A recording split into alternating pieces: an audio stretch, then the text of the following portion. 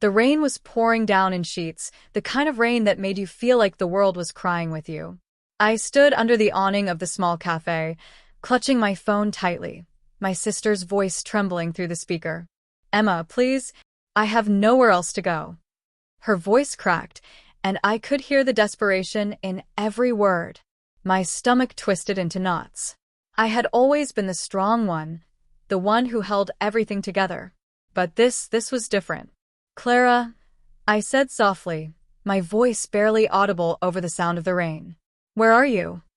"I'm at the bus station," she replied, her voice small and broken. I lost my job, my apartment, everything. I need a place to stay, just for a little while, until I can get back on my feet. I promise, Emma. Just a few weeks. Please." I closed my eyes, memories flooding back. Clara had always been the wild one, the free spirit. She had made promises before, promises she couldn't keep. The borrowed money she never returned, the family events she missed, the jobs she quit because they didn't align with her passions. But this wasn't about money or career choices. This was about survival. I sighed, running a hand through my hair. "Okay," I said finally, "but we need to set some ground rules." Clara's relief was palpable, even through the phone. "Thank you, Emma. Thank you. You have no idea what this means to me. I'll be the perfect house guest, I swear." 2 days later, I met Clara at my house. I had inherited the place from our grandmother, a sprawling, old Victorian home on the outskirts of town. It was too big for just me, but it had always felt like a sanctuary, a place where I could escape from the world. When I saw Clara, I had to hide my shock. My once vibrant, stylish sister looked worn. Her designer clothes had been replaced by faded jeans and a threadbare sweater. Her long, auburn hair, usually perfectly styled, was pulled back into a messy bun. But it was her eyes that got me. They held a desperation I had never seen before. "The master bedroom is off limits," I explained as I led her through the house. "You can take the guest room upstairs. The kitchen is fully stocked, and I've left you a key and the alarm code." Clara nodded, trailing her fingers along the banister as we climbed the stairs. "This place is even more beautiful than I remembered," she said softly. "You've really made it your own, haven't you, Emma?" There was something in her tone that I couldn't quite place. Admiration? Envy? Resentment? I pushed the thought aside. She was my sister, and she needed help. "I have to fly out to New York tomorrow for a work conference," I said, pulling out a folder. "I'll be gone for 3 weeks. Here's the paperwork for the house, insurance, utilities, emergency contacts. Please, no parties or guests over." "Of course not," Clara replied quickly. "I just need some time to job hunt and get my life together. You won't even know I'm here." I should have paid more attention to the way her eyes darted away when she said that, the slight tremor in her hands as she took the folder. But I was focused on my upcoming trip, my mind already running through presentations and client meetings. The first 2 weeks of my trip went smoothly. Clara sent regular texts, mostly thank yous and updates about job applications. Everything seemed fine until I got a call from my neighbor, Mrs. Thompson. "Emma, dear," she said, her voice hesitant. "I don't want to worry you, but there's been quite a bit of activity at your house. People coming and going, furniture being moved." My heart rate picked up. "What kind of furniture?" "Well, yesterday a moving truck delivered what looked like an entire bedroom set, and I could swear I saw someone measuring the garden for something." I called Clara immediately, but it went straight to voicemail. My text messages went unanswered. A knot formed in my stomach as I remembered all the times in our childhood when Clara's silence meant trouble. Then came the email from my lawyer. "Miss Carter, I thought you should be aware that adverse possession papers have been filed for your property. The claimant, Clara Carter, is asserting residential rights under." I couldn't read further. The room spun as rage and disbelief fought for dominance. Adverse possession, the legal term for squatters' rights. My own sister was trying to legally steal my house. I called my lawyer immediately. "How is this possible? She's only been there 2 weeks. She's claiming she's been living there for months with your verbal agreement, he explained. She submitted utility bills and mail dating back 6 months. My blood ran cold as the pieces started falling into place. The occasional missing mail I had blamed on the postal service. The slightly higher utility bills I had attributed to rate increases. Clara hadn't just started her plan 2 weeks ago. She had been laying the groundwork for months. I booked the next flight home, my mind racing. The sister I had tried to help was trying to take everything I had worked for. But as I sat in first class, watching the clouds pass beneath me, a plan began to form. Clara had always underestimated me, seeing me as the reliable, predictable older sister. She had no idea what I was capable of when pushed too far. By the time I landed, I had every detail worked out. Keep the papers on hold, I instructed my lawyer. Don't respond yet. I need 48 hours. My first stop wasn't at the house. Instead, I drove to the city records office. Years of handling property investments had taught me that information was power, and I needed every advantage I could get. What I found made me smile for the first time since this nightmare began. Clara might have planned her betrayal carefully, but I had something she didn't know about, something that would turn her whole scheme upside down. Standing in front of the house the next morning, I took a deep breath. Through the windows, I could see new furniture, signs of Clara making herself at home. The garden had been marked out for what looked like a planned renovation. I rang the doorbell, hearing unfamiliar chimes. She had even changed that. Clara opened the door, her confident smile faltering when she saw me. She had her hair done, was wearing new clothes, my money, no doubt. "Emma, you're back early," she said, trying to block the doorway. "I can explain everything." I smiled, holding up a folder. "Oh, I'm counting on it, Clara. We have a lot to talk about." She had no idea that the papers in my hand would change everything. Sometimes, the best revenge isn't about getting even. It's about being 3 steps ahead. Clara's confident facade cracked as I walked into what used to be my living room. The space had been completely transformed, my carefully chosen vintage decor replaced with gaudy, modern pieces that looked fresh from a catalog. "You know," I said, running my finger along a new glass coffee table, "for someone who claims to have been living here for 6 months, these furnishings look remarkably new." "I wanted a fresh start," Clara replied, trying to maintain her composure. "You mean fabricating evidence of residence?" I corrected, keeping my voice eerily calm. "Those backdated utility bills must have taken some effort. Did you think I would notice the Photoshop dates?" She paled slightly, but recovered quickly. "The law is on my side, Emma. I've been getting mail here, and I have witnesses who testify I've been living here." "You mean the people you paid to lie?" I interrupted, pulling out my phone. "It's amazing what people will admit when faced with potential fraud charges. Your witnesses were quite chatty when my private investigator contacted them." Clara's mask slipped further. She hadn't expected this level of preparation from her predictable older sister. "You're bluffing," she said, but I could see the fear creeping into her eyes. I smiled, placing my folder on the coffee table. "Remember when we were kids, and you used to forge Mom's signature on your report cards? You always got the I wrong in her name, just like you did on these utility bills." "That doesn't change anything," she snapped, but her voice lacked conviction. "Actually," I said, opening the folder, "that's where things get interesting. While you were busy planning this little scheme, I was at the city records office, making a fascinating discovery." I pulled out a document and laid it on the table. "This house isn't just a Victorian home, Clara. It's classified as a historical property under the Heritage Protection Act. Any attempt to claim adverse possession requires extensive documentation and historical board approval." Clara grabbed the paper, her hands shaking slightly as she read. This doesn't change anything. I can still file for residency rights under normal circumstances." "Maybe," I agreed, pulling out another document. "But as of this morning, this property is part of a protected historical trust. Any legal claims have to go through a review board, a process that takes years and requires proof of legitimate residence." The color drained from Clara's face as she realized the implications.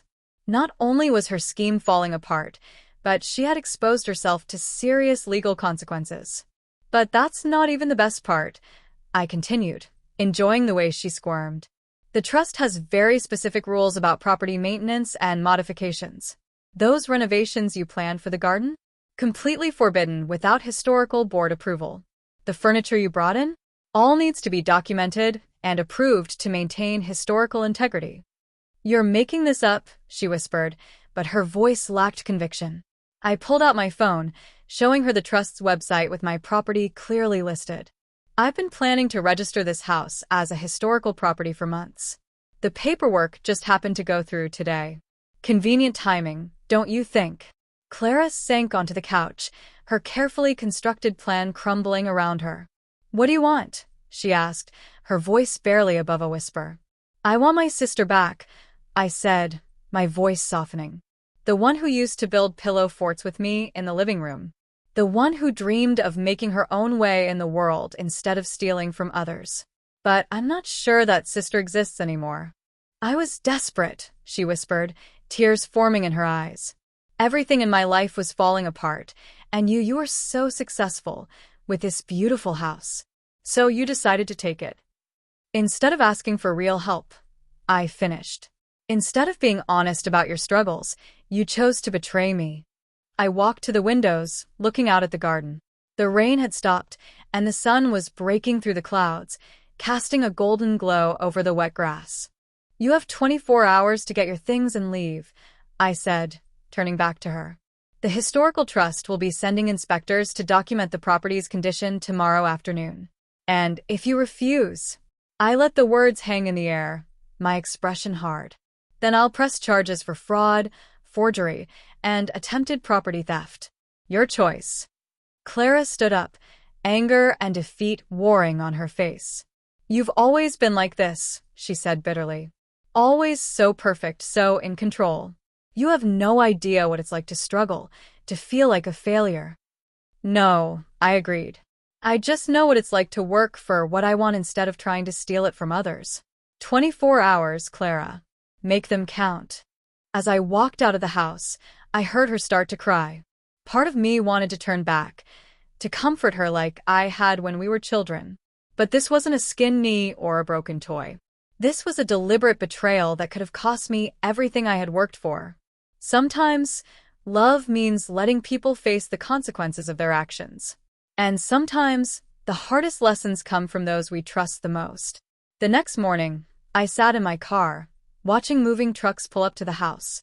Clara's new furniture was being loaded, piece by piece, her failed attempt at claiming my home dismantled before my eyes. Mrs. Thompson appeared at my car window, holding 2 cups of coffee. You did the right thing, she said, handing me one of the cups. Though I have to admit, I'm surprised you're handling it so calmly. I took a sip, letting the warm liquid soothe my nerves. Trust me, I'm not as calm as I appear. What Mrs. Thompson didn't know was that I had spent half the night going through old family photos, remembering happier times with Clara. One picture in particular kept drawing my attention, Clara and me sitting on the porch swing, laughing at some forgotten joke. When had things gone so wrong? My phone buzzed with a text from my lawyer. Historical trust paperwork all filed. Property officially protected. She can't touch it now. As I watched another piece of furniture being loaded, my office phone rang. It was James, my assistant. Miss Carter, there's something you should know. I've been doing that background check you requested on Clara, and, well, you need to see this. An hour later, I sat in my office, staring at the documents James had compiled. Clara's descent hadn't started with my house. It had begun years ago, with a series of increasingly desperate decisions, failed investments, mounting debts, and something that made my heart stop. Medical bills. Lots of them.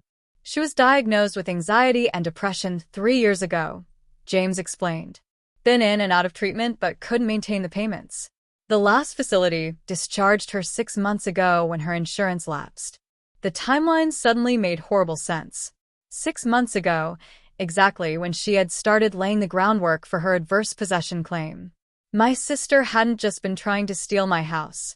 She had been drowning and saw it as her only lifeline. I found myself driving back to the house, the manila folder of medical records heavy on the passenger seat beside me. The moving trucks were gone, and Clara's car was packed, ready to leave. She stood on the porch, looking smaller and more vulnerable than I had ever seen her. "Come to make sure I'm really leaving?" she asked, her voice bitter. I held up the folder. "Came to ask why you didn't tell me about this." Her face went white as she recognized the medical letterhead. "How did you?" "I'm not just good at real estate law, Clara. I know how to find information when I need it." I walked up to the porch, suddenly seeing my sister in a new light. "Why didn't you come to me? Really come to me? Not the scheme to take everything." "Because I couldn't stand it," she burst out. "Perfect Emma, with her perfect life and perfect house. You've never needed help from anyone. You've never failed at anything. How could I admit that I couldn't even keep myself together?" "Is that really what you think?" I asked quietly. "That I've never struggled? Never failed?" I sat down on the porch steps, patting the space beside me. After a moment's hesitation, Clara joined me. "You want to know why I bought this house?" I asked, looking out at the garden. "Because when Grandma died, it was the only place I could imagine feeling whole again. Remember how we used to come here every summer? Grandma would bake those ridiculous pies, and we'd sit on this porch, watching the fireflies." Clara nodded, a ghost of a smile crossing her face. "I failed her, you know," I continued. "After she passed, I was supposed to take care of you, be there for you. Instead, I buried myself in work, tried to build this perfect life to prove that her death hadn't broken me." Clara was quiet for a long moment. "I didn't know you felt that way. You always seemed so together." "That's the thing about appearances," I said. "They hide a lot." I opened the folder, showing her the medical records. "Just like you've been hiding this. Why didn't you tell me you needed help with the medical bills?" Tears started rolling down her face. I was ashamed. And then it just seemed easier to take what I needed instead of asking. I convinced myself you owed me somehow, that it was fair because you'd had it so easy. "Life's never easy, Clara," I said softly. "It's just about choosing which hard path to take." I pulled out my phone, showing her a photo of us as kids. "Remember this day? You'd fallen off your bike, scraped your knee.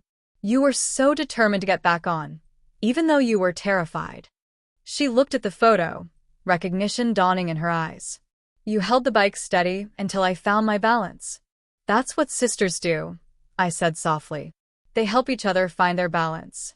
Clara broke down then, really broke down, all her carefully constructed walls crumbling.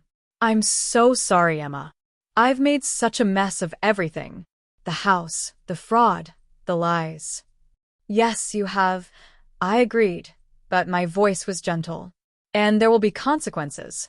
But that doesn't mean you have to face them alone." I pulled another document from my bag, not a legal notice this time, but a brochure. "There's a treatment center in San Diego. Excellent program, full mental health support, and job training afterward. I've already talked to them about a spot." Clara stared at the brochure, then at me. "I can't afford." "I can," I interrupted. "Not because I owe you. Not because you're entitled to it. But because I choose to help my sister the right way this time." "Why would you do this?" she asked, her voice trembling. "After what I tried to do to you?" I stood up, brushing off my pants. "Because that photo reminded me of something important.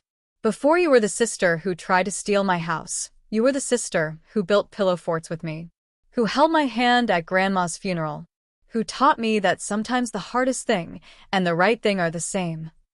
I held out my hand to her. "So, what do you say? Ready to find your balance again?" Clara looked at my hand for a long moment, then took it, letting me pull her to her feet. "I don't deserve a second chance." "Probably not," I agreed. "But you're getting one anyway. Don't waste it." As we stood there on the porch, the sun breaking through the clouds, I felt something shift between us. The betrayal wasn't erased. Trust, once broken, takes time to rebuild.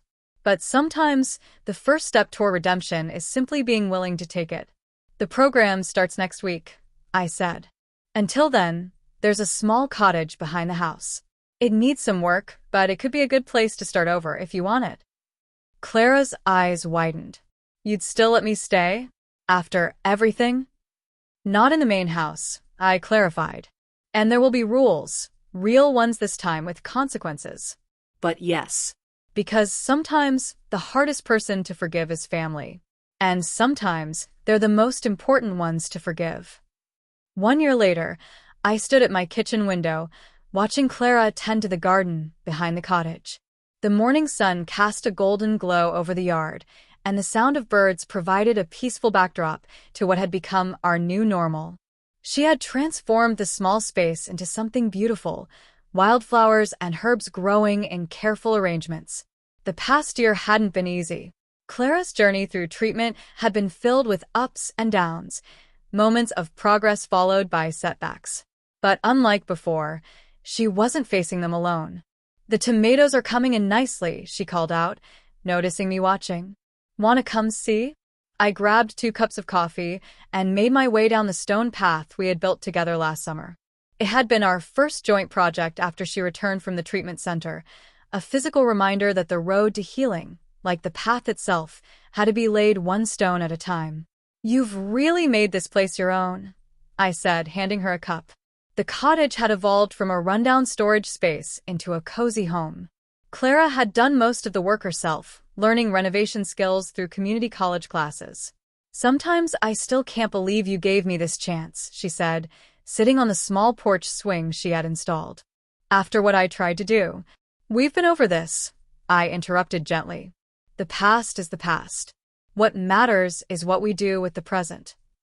And Clara had done a lot with her present.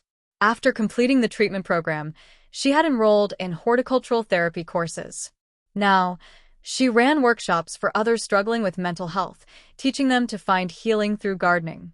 The irony wasn't lost on either of us. The sister, who had once tried to steal my property, was now helping others put down healthy roots. "Did you see the announcement?" she asked, pulling out her phone. "The community center approved my proposal. We're starting the therapeutic garden project next month." I smiled, remembering how nervous she had been about submitting the proposal. "They'd be crazy not to. Your pilot program has already helped so many people." "I couldn't have done it without you," she said softly. "Not just the financial support, but believing in me when I couldn't believe in myself." My mind flashed back to that day a year ago, standing on the porch with the medical records in hand. The decision to help Clara instead of pressing charges had been a risk. But sometimes, the biggest risks bring the greatest rewards. "Speaking of the program," I said, pulling out an envelope. "I have something for you." Clara opened it, her eyes widening as she read. "This is, you're making me a partner in the historical trust? The cottage and the garden will be yours officially," I explained. "With conditions, of course. The property stays part of the trust, and you'll help manage the educational programs we're starting." Tears welled in her eyes. "But why? After everything?" "Because you've earned it," I said simply. "Not through schemes or manipulation, but through hard work and genuine change. Plus, who better to help others learn from the past than someone who's already walked that path?" She hugged me then, the kind of fierce embrace we used to share as children. "I won't let you down. Not again." "I know you won't." Later that evening, we sat on the main house's deck, watching the sunset paint the sky in brilliant oranges and pinks. Clara had invited some of her workshop participants over for a garden cleanup day, and the satisfaction of doing something good for the community hung in the air. "Remember when we used to imagine living here together?" Clara asked, sipping her tea. "Back when we were kids, visiting with Grandma? You wanted to open a flower shop," I recalled, laughing. "And I was going to be a writer. Life turned out differently than we planned." "Better in some ways," she suggested. "We had to lose each other to find our way back," I said. Clara nodded, understanding in her eyes. "You know what the hardest part of therapy was? Accepting that I couldn't blame everyone else for my choices. That success wasn't something you stole from me. It was something you earned. And now I'm earning my own. Different from mine," I pointed out, "but just as valuable." The next morning, I found a photo album on my doorstep. Inside was a note from Clara. "Found these while organizing the cottage. Thought you might want to add some new ones. The album was filled with our childhood photos at the house, but she had left the last few pages empty. On one page, she had written, "For the memories we're making now. Better ones." Looking out at the garden where Clara was already at work, her dedication to healing evident in every plant she tended, I felt a profound sense of peace. The house that had almost torn us apart had become the foundation for something stronger than either of us could have built alone. Sometimes, the greatest act of love isn't in grand gestures or forgiveness, but in the daily choice to rebuild what was broken. Clara and I were proof that second chances, when earned and given with clear boundaries, could lead to beautiful transformations. That evening, as we walked along the garden path, collecting flowers like we used to as children, I realized something important. The house wasn't just my sanctuary anymore. It had become a place of healing for both of us, a place where two sisters found their way back to each other, not through obligation or guilt, but through genuine growth and understanding. "Look what I found," Clara called, holding up a perfect rose. "Remember how Grandma used to say these were lucky?" I smiled, taking the delicate flower from her hand. Maybe she was right. We got lucky in our own way. "No," Clara corrected, linking her arm through mine. "We didn't get lucky. We got another chance. And this time, we both chose to make it count." As we walked back toward our homes, the main house and the cottage, different but connected, just like us, I knew she was right. Sometimes, the happiest endings aren't the ones we plan for, but the ones we work for, one day at a time.